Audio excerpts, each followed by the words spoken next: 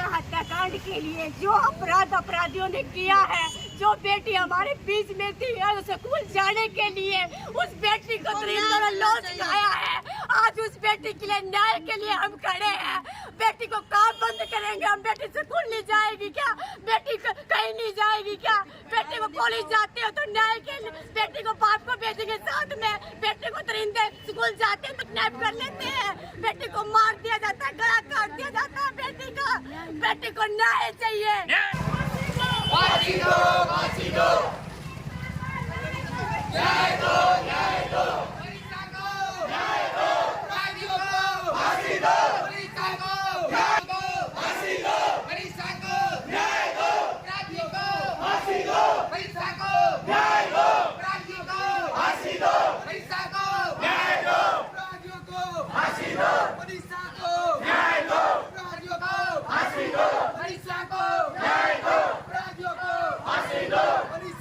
न्याय दो, न्याय दो, अपराधी को फांसी दो, न्याय दो, अपराधी को फांसी दो, न्याय दो, न्याय दो, अपराधियों को फांसी दो, न्याय दो, न्याय दो, न्याय दो, अपराधियों को फांसी दो, अपराधियों को फांसी दो, फांसी दो, फांसी दो, मनीषा को न्याय दो, अपराधी को फांसी दो, अपराधियों को फांसी दो, न्याय दो, न्याय दो, अपराधियों को फांसी दो, न्याय दो, न्याय दो, अपराधी को फांसी दो। फांसी दो, फांसी दो।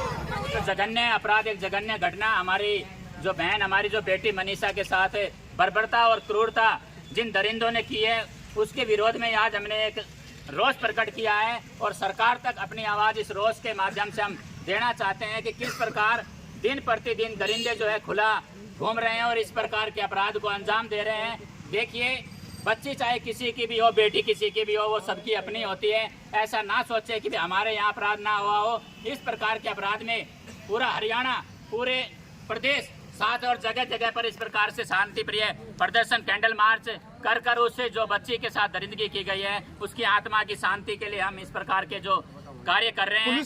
पुलिस ने साफ कह दिया है कि उसने आत्महत्या की है, उसकी हत्या नहीं की गई है, ना ही उसके साथ रेप हुआ है। तो इस बारे में आपका क्या कहना है?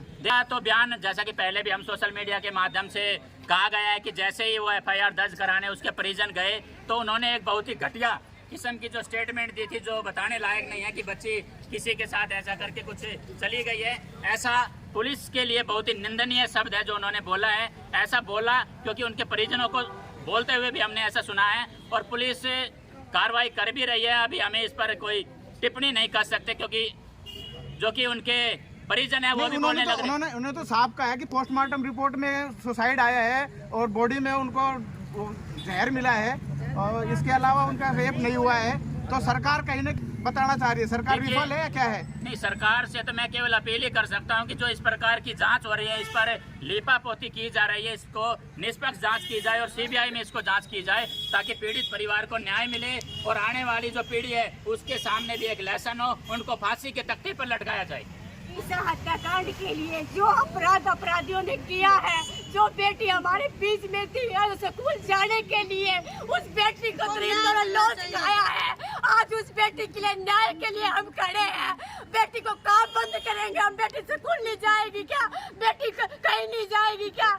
बेटी को कॉलेज जाते हो तो न्याय के लिए बेटी को बाप को भेजेंगे साथ में? बेटी को दरिंदे स्कूल जाते हैं तो किडनैप कर लेते हैं, बेटी को मार दिया जाता है, गला काट दिया जाता है बेटी का। बेटी को न्याय चाहिए,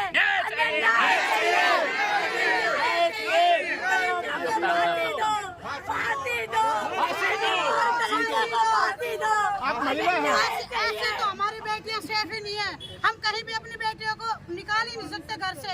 इससे अच्छा तो हम बेटियों को घर में रखें, क्या कैद करके रखेंगे बेटियों क्या को? मांग करती है सरकार से आप? हम सरकार से यही मांग करते हैं कि दरिंदों को जितने ढूंढ के अगर पब्लिक के हवाले किया जाए उतना ही ज्यादा अच्छा है, क्योंकि सरकार ये है कि उनको लाती है और उनको बाद में पैसे की घूस लेकर छोड़ देती है। हम उन दरिंदों को चाहते हैं कि हमारे सामने लाओ, जैसे मनीषा का गला काट कर रेप किया है, उन दरिंदों को हम फांसी के तख्ते पर ले जाएंगे, उनको फांसी से काटेंगे जैसे मनीषा के साथ आंखें निकालिए, उनकी भी आंखें लोच के खाएंगे। अमीर की बेटी है, गरीब की बेटी है, ये क्या होती? मंत्री की बेटी या विधायक की बेटी होती या एमएलए की बेटी होती तो 24 घंटों में परिंदे को ढूंढ निकालती।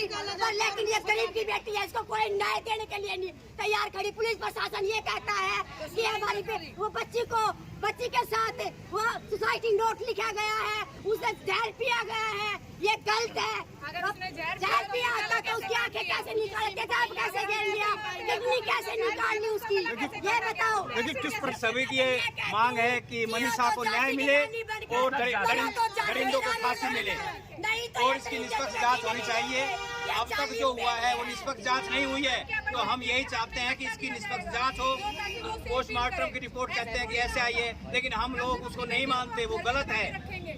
उस बच्ची ने कोई आत्महत्या नहीं की है, ये सब लिपापोती की जा रही है। तो हम ये चाहते हैं कि उस बच्ची के साथ न्याय हो, उसके परिवार को न्याय मिले। जो कुछ हुआ है उस बच्चे के साथ जो कुछ हुआ है वो बहुत ज़्यादा घटिया किस्म का वो हुआ है। उसमें हम इसका न्याय चाहते हैं।